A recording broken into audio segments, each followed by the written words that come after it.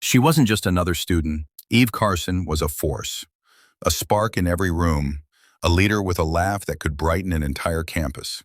Born and raised in Athens, Georgia, Eve grew up surrounded by books, compassion, and the kind of Southern charm that made strangers feel like friends. From an early age, excellence wasn't something she chased. It was something she embodied. She was valedictorian of her high school class, a talented athlete, and active in community service. But it wasn't just her resume that impressed people. It was the kindness that accompanied her ambition. Teachers loved her. Friends adored her. And by the time she walked through the gates of the University of North Carolina at Chapel Hill, she was already marked for greatness. At UNC, Eve didn't just blend into the student body. She rose above it. She double majored in political science and biology, studied abroad in Cuba and Ecuador, and quickly became a beloved campus leader. But her greatest accomplishment came when she was elected student body president, one of the most prestigious and challenging positions at the university. Eve wasn't just a symbol of student leadership. She was the heart of the campus. She believed in inclusion, fairness, and giving a voice to the voiceless. Whether it was organizing fundraisers for underserved schools or pushing for better mental health resources on campus, Eve always found a way to serve others. She was 22 years old. With graduate school applications on the horizon and a future that seemed limitless, Eve Carson was living a life filled with promise, a shining example of potential, purpose, and perseverance. But no one, not her professors, not her roommates, not even Eve herself, could have imagined what fate had in store, because in just a few hours that promising life would be stolen in the most brutal and senseless way. To say Eve Carson was popular would be an understatement. She wasn't just well-liked, she was beloved. On the sprawling, historic campus of the University of North Carolina at Chapel Hill, Eve stood out like a beacon of light. She was the kind of student who didn't just walk into a room, she lit it up. Always smiling, always asking how you were doing, and somehow always remembering the little things, a friend's birthday, a stressed-out classmate's exam, a janitor's name. It wasn't an act, that was Eve. When she ran for student body president, few were surprised. What did surprise them was how she campaigned. Eve didn't make promises she couldn't keep. She didn't resort to gimmicks, she listened. She walked the campus day and night asking real students what they needed. And when the votes came in, it was a landslide. At just 22 years old, she became one of the youngest and most visionary student body presidents in UNC history. But it wasn't just her title that defined her. It was what she did with it. She launched initiatives to increase diversity, improve mental health services, and fund scholarships for low-income students. She fought for transparency between students and university leadership. She pushed for sustainable campus projects and mentorship programs for younger students. Every action she took was guided by a clear principle: service before self. Eve had the rare ability to make leadership look effortless, and to make everyone feel like they mattered. Professors called her, admiringly, one in a million. Classmates called her proudly, our president. And to many, she was a friend first, a leader second. She was featured in university newsletters, local news stories, and student publications, always humble, always focused on the bigger picture. Not fame, not credit, just change. And behind all the achievements and accolades, Eve still made time for joy. Hiking with friends, late-night study sessions, spontaneous road trips, and karaoke nights that echoed with laughter. She was everything the world wanted from its future leaders. But fate had no regard for potential. Because just days after a student government meeting and a cheerful dinner with friends, Eve Carson would disappear. March 4th, 2008, a Tuesday like any other in Chapel Hill, the campus of the University of North Carolina buzzed with the quiet hum of student life. Midterms loomed on the horizon, the air held the chill of early spring, and Eve Carson, ever dedicated, ever in motion, had another full day behind her. She attended a few meetings, exchanged emails about upcoming initiatives, and laughed with friends during a late dinner. She seemed happy, energized, at peace. That night, she called her parents back in Georgia. It was one of her routines: quick check-ins, a few loving words, sometimes a joke, Nothing seemed out of place. No signs, no warnings. Just another normal evening in the life of a young woman, balancing ambition and joy. Around midnight, she was back in her off-campus home, a modest white house she shared with friends on Friendly Lane, a name that felt almost too fitting. Eve's life was structured, responsible. She wasn't known for staying out late or wandering the streets. That night, she was likely winding down, reading, responding to emails, maybe prepping for the next day's meetings. But outside her home, in the dark silence of early morning hours, two men were circling. Lawrence Lovett and Demario Atwater had been roaming the streets, searching, not for opportunity, not for redemption, but for a target. And tragically, they found one. At some point between 3 and 4 a.m., Eve stepped outside her home. Why she did, no one knows for sure. Some believe it was to retrieve something from her Toyota Highlander. Others say she may have been leaving for the gym or an early meeting. What's certain is that within seconds, her life was no longer her own. Lovett and Atwater approached her, armed and sternly demanding. They forced her into her own car, and then they vanished into the night, with Eve trapped in the back seat. Her phone went silent, her credit cards were in their hands, and the kind of fear most people will never know had taken hold of her. Chapel Hill slept, but Eve Carson was already living her final hours. The streets of Chapel Hill were still asleep. While the rest of the town dreamed, Eve Carson was trapped, in the back seat of her own vehicle, gripped by fear, surrounded by two strangers who had no regard for human life. Demario Atwater and Lawrence Lovett weren't looking for money. Not really. They were looking for control, domination, power. And now in the dark, they held the life of one of the most beloved students in the country in their hands, and didn't even care. Inside the Toyota Highlander, the tone wasn't chaotic. It was cold, calculated. Eve was forced to withdraw money from her bank account. They drove her to multiple ATMs across Chapel Hill. Surveillance footage later showed her in the car, clearly distressed, with Atwater leaning in from the passenger's side as she punched in her PIN. She complied, out of fear, out of hope, out of the desperate, flickering belief that if she gave them what they wanted, they might let her live. But the night dragged on. There was no release, no mercy. Instead, her kidnappers continued to drive.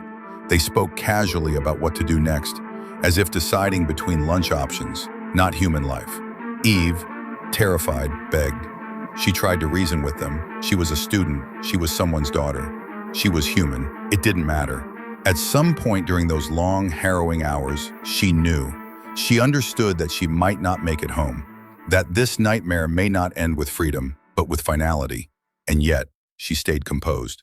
She didn't fight back. She stayed present, alert, strong, perhaps hoping that by cooperating, by humanizing herself, she could reach them. But the monsters behind the wheel weren't interested in humanity. They were interested in silence. And by the time they reached a remote neighborhood just before dawn, Eve Carson's fate was sealed. There would be no rescue, no final goodbyes, only a field, a gun, and a stolen heartbeat. What followed next would enrage the nation, not just because of what they did, but because of who they did it to. The neighborhood of Hillcrest Circle was still sleeping. The air was damp with early morning dew, the sky just beginning to flirt with the first light of day. And in that stillness, they ended her. Demario Atwater and Lawrence Lovett pulled over the vehicle, deep in a quiet residential area, tucked away from traffic, noise, and witnesses. Eve Carson was ordered out of her own car, the same vehicle she once used to drive to classes, volunteer centers, and student events. Now her mobile prison, now her execution site. We can't know what Eve said in her final moments. Maybe she begged, maybe she prayed. Maybe, even in the face of monsters, she chose courage. What we do know is horrifying. She was forced to kneel. Then, without hesitation, without mercy, they shot her. First, once. A bullet tore through her hand and into her temple. She collapsed. But that wasn't enough. They walked closer and fired 4 more rounds. Then they fled, leaving her broken body in the grass beneath a streetlight, not even attempting to hide what they had done. They ditched her car miles away, wiped it down, and split. Eve was left alone. Alone in a world she once gave so much to. A few hours later, around 5 a.m., a neighbor reported hearing what sounded like fireworks. By 5:30, police were on the scene, and by sunrise, Eve Carson, student body president, Moorhead Kane scholar, future changemaker, was pronounced dead. The scene was chilling. A young woman shot multiple times, stripped of identification, abandoned on a quiet street. But this wasn't a random victim. By 9 a.m., the news began to ripple across campus. By noon, it was a tidal wave of grief. Vigils formed, professors canceled classes, students wept openly in hallways. Eve wasn't just someone people admired, she was someone they loved, someone they trusted. Her death didn't just end a life, it shattered a sense of safety. And as the news reached her family back in Georgia, the ache began. An ache that would never truly heal. The crime had been committed. The silence was broken. Now, the nation would wake up and demand justice. As the news of Eve Carson's death tore through Chapel Hill, disbelief quickly hardened into outrage. Students couldn't comprehend how someone so beloved could be taken so violently in their own neighborhood. Police faced a nightmare, a high-profile murder with no suspects, no clear motive, and a community desperate for answers. But they had one crucial advantage: technology. Investigators moved quickly. They pulled ATM surveillance footage from the night before, piecing together Eve's final hours like a jigsaw puzzle. What they saw was chilling. Eve, alive but visibly distressed, sitting in the driver's seat of her Highlander, while a man leaned over her shoulder, demanding she withdraw cash. Though the images were grainy, detectives spotted key details. The shape of the suspect's face, a flash of clothing, the license plate of a car that trailed behind Eve's vehicle. Every pixel became a lead. They matched her missing car to a location several miles away, abandoned and wiped clean, or so the killers thought. Inside, forensic teams found fingerprints, partial ones, smudged and messy, but usable. Within days, the police had a breakthrough. One of the prints matched Demario Atwater, a 21-year-old with a violent criminal record, a gang affiliate with a history of armed robberies. The match lit a fire under the investigation. Atwater became the primary suspect, but police knew he hadn't acted alone. Another ATM camera showed a second figure, shorter, younger. They began combing through Atwater's known associates. And that's when the name Lawrence Lovett surfaced. Just 17 years old, but already linked to a string of break-ins and assaults. He was out on probation for another violent crime. The manhunt intensified. Police flooded the streets of Durham and Chapel Hill, sharing sketches, offering rewards, and asking the public for tips. Eve's photo was on every news station. Her story had gone national. America was watching. People didn't just want justice, they demanded it. Eve Carson wasn't a nameless statistic. She had a voice, a future, a name that now echoed through every press conference and news crawl. And as investigators closed in, the killers were already running, but nowhere left to hide. The net was tightening. With Demario Atwater identified through fingerprints and surveillance footage, law enforcement knew they were dealing with more than just a random street crime. They were facing a coordinated act of brutality, and the urgency wasn't just about justice anymore. It was about preventing them from vanishing forever. First came Atwater's arrest. He was tracked down in Durham just days after Eve's murder. When officers moved in, he didn't fight. He didn't run. He simply surrendered, calm, quiet. But in that silence, investigators saw it clearly. He knew the walls were closing in. His arrest brought a chilling revelation. Atwater had a record, a long one, gang ties, weapons charges, but still, somehow, he had slipped through the cracks, free to roam, free to kill. But the case was incomplete. There was still the second man, the one seen beside Atwater at the ATM, the one who helped hold Eve hostage, the one who pulled the trigger. That man was Lawrence Lovett. He was just 17, a teenager. Yet his rap sheet read like a career criminal's. Worse still, he was already out on probation for another robbery at the time of Eve's murder. Tips flooded in. Faces were compared to blurry security footage.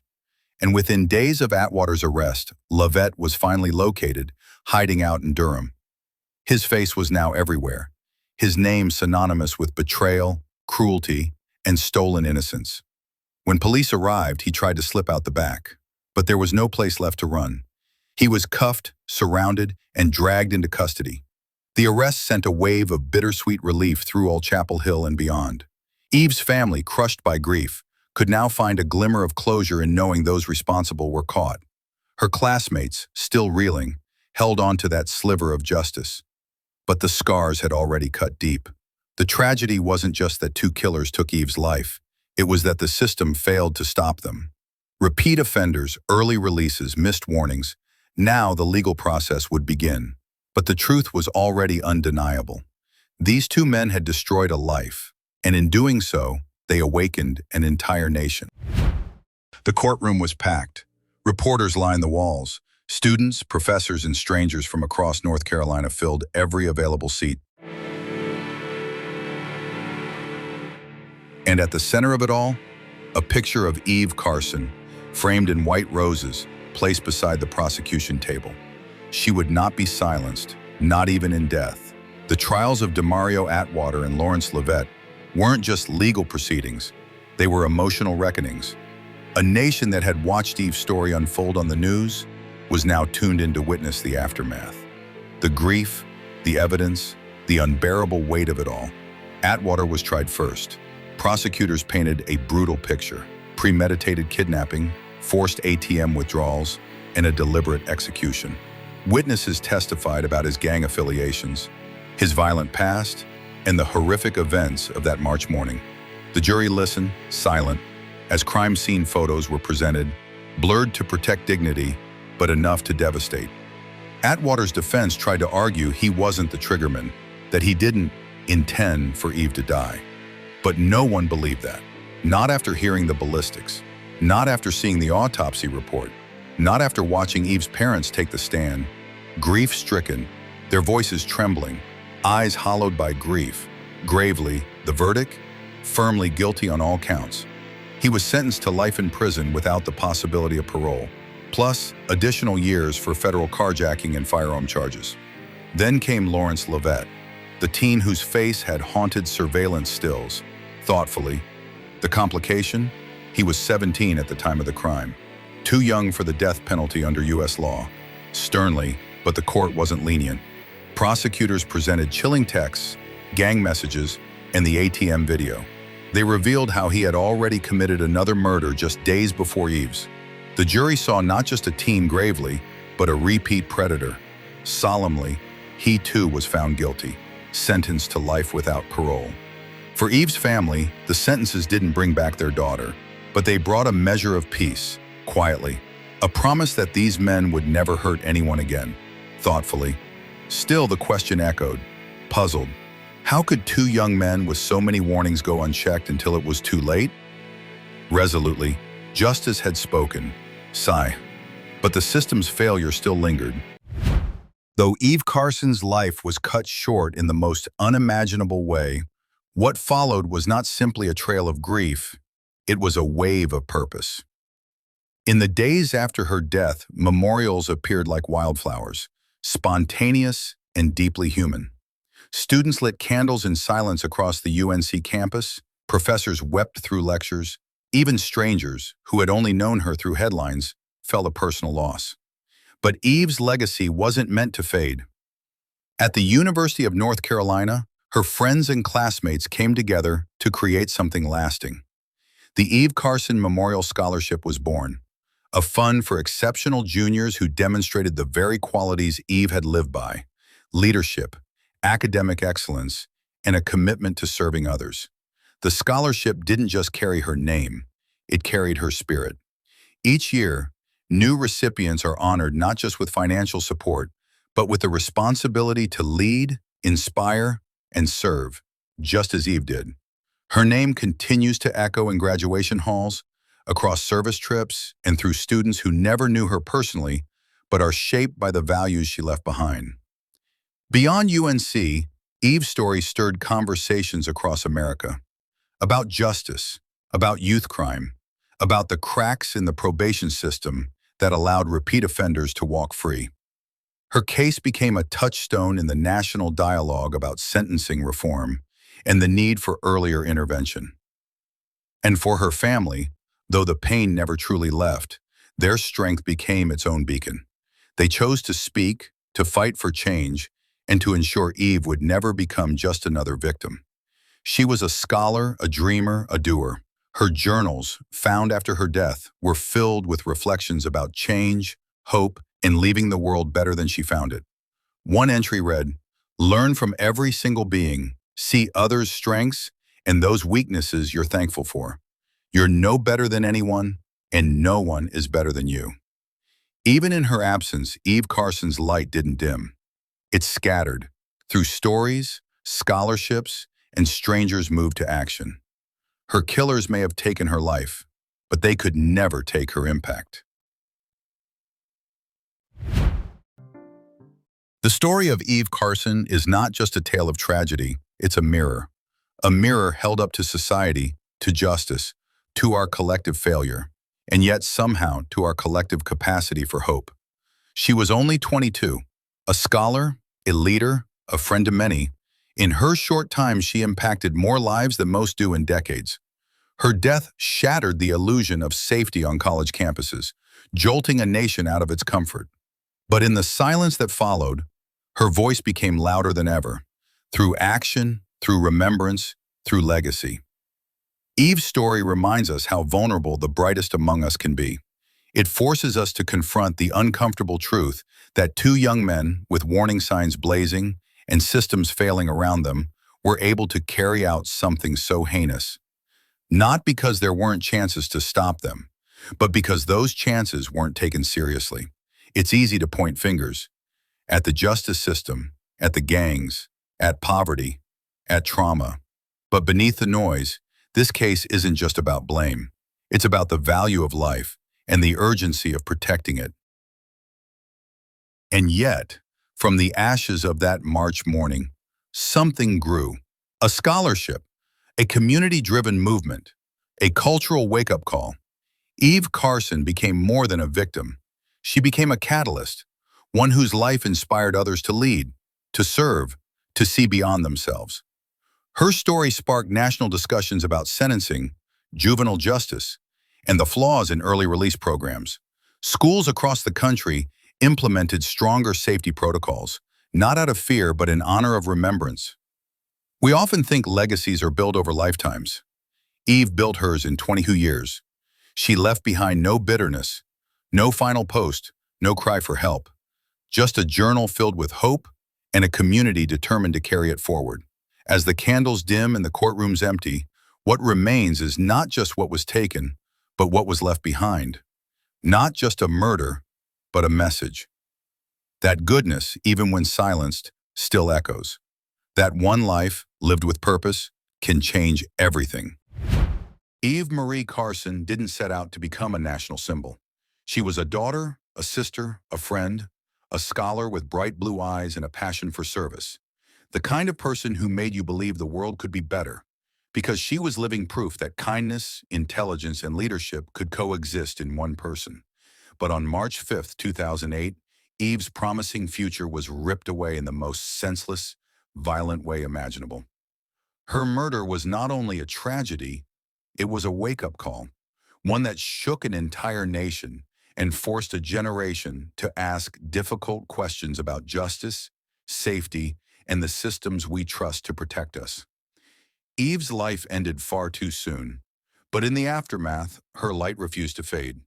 In her name, thousands have marched forward, and from her story, millions have learned what must never be repeated. This is not just a retelling. It is a reflection, a call to remember, a guide to action, because Eve Carson must never become just another name in the headlines. E.I. The light she carried. To understand the weight of Eve's loss, we must first understand who she was. Eve was the kind of person who didn't just show up. She showed up with purpose. She was elected student body president at the University of North Carolina at Chapel Hill, not because she campaigned the hardest, but because she connected the deepest. Her platform wasn't about power, it was about people.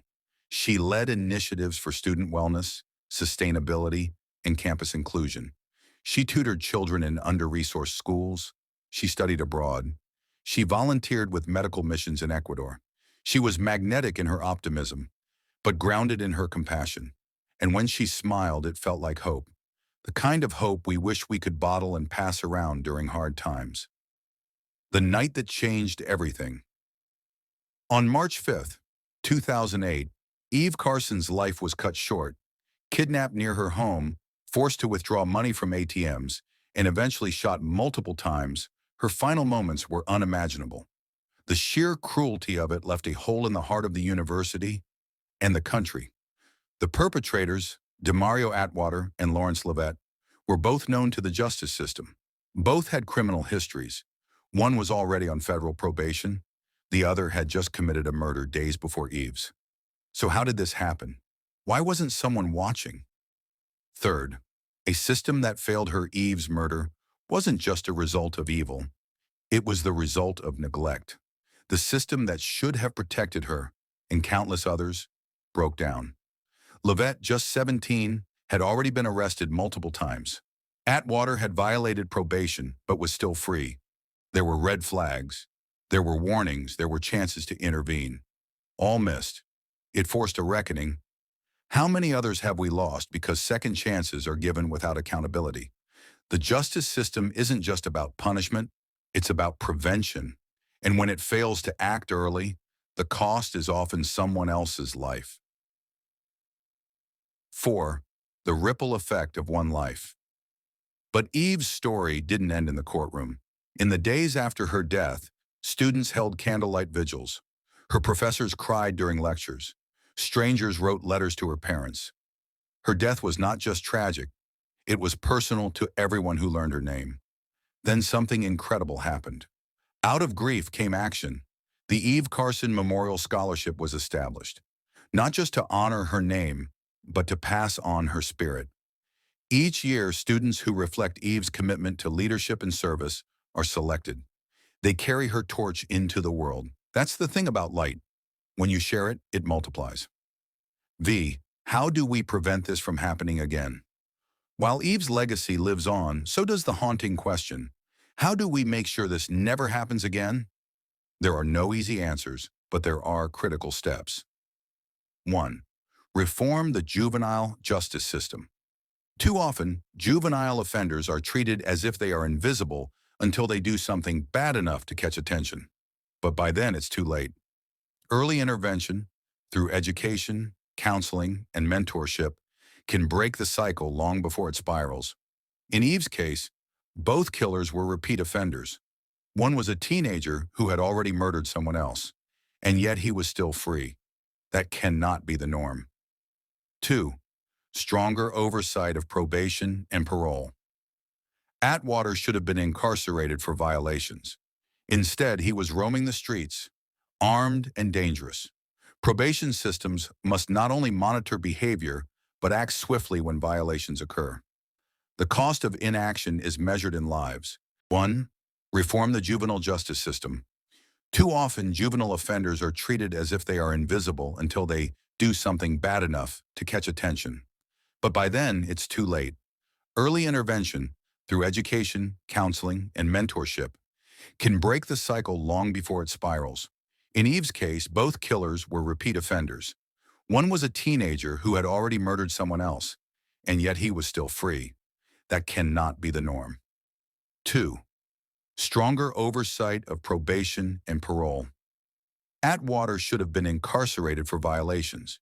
Instead, he was roaming the streets, armed and dangerous. Probation systems must not only monitor behavior, but act swiftly when violations occur. The cost of inaction is measured in lives. 3. Empowering communities to speak up. There were people who saw warning signs, friends, neighbors, officers, teachers. Many times they feel powerless, unsure of what to do or whether their voice matters. Public safety is a community effort. If someone shows signs of violence, obsession, or criminal behavior, silence is not an option. 4th, campus safety measures. Following Eve's death, UNC and many other colleges reevaluated their campus safety protocols. Blue light systems, late-night shuttles, and safety apps became more prominent. But technology can't replace vigilance. Teaching students how to protect themselves, how to report suspicious behavior, and how to look out for one another is just as important as cameras and patrols. 5. Fostering a culture of accountability. We often wait for tragedies before making changes. But what if accountability was a cultural norm, not just a punishment? In schools, neighborhoods, and homes, conversations about empathy, violence, and responsibility must happen early and often. We don't just need stricter laws, we need stronger values. 6th, Eve's words still speak. After Eve's death, her family found her journals. In them were entries filled with wisdom far beyond her years, notes about gratitude, about leading with humility, about seeing every human being as worthy. One quote in particular became a rallying cry. Learn from every single being. See others' strengths and those weaknesses you're thankful for. You're no better than anyone, and no one is better than you. That is the kind of heart the world lost. But her words remain. Her voice, in ink, still echoes. And from it, we learn not just how to live better lives, but how to create a better world. 7th, the power of one Eve. Carson didn't live to be famous. She lived to make a difference. But through her life, and even through her death, she inspired a generation. It's easy to feel small in a world filled with darkness.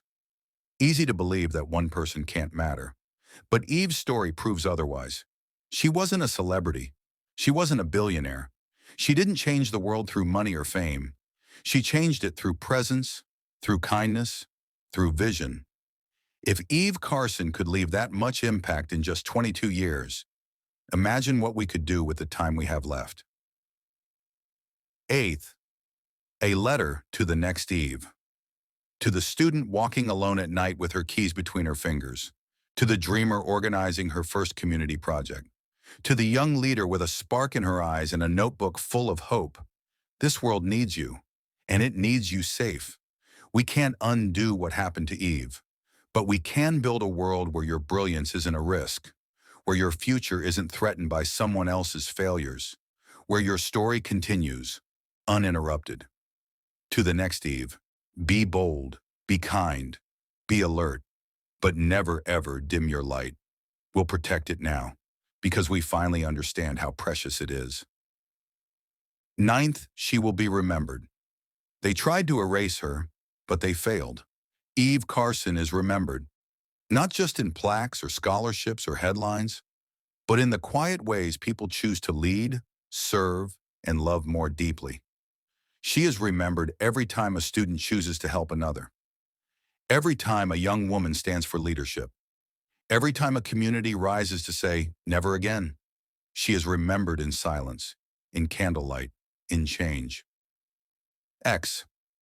What we carry forward. The story of Eve Carson is one of heartbreak, but also one of hope. From her death, a movement was born, a scholarship that changes lives, a campus that walks safer, a justice system, slowly but surely, waking up. And most of all, a reminder that no one is immune to tragedy, but everyone is capable of legacy. So let us not remember Eve Carson for how she died. Let us remember her for how she lived, with grace, with courage, with purpose, and let us carry forward what she stood for. Not out of obligation, but out of love, because some lights can never be extinguished.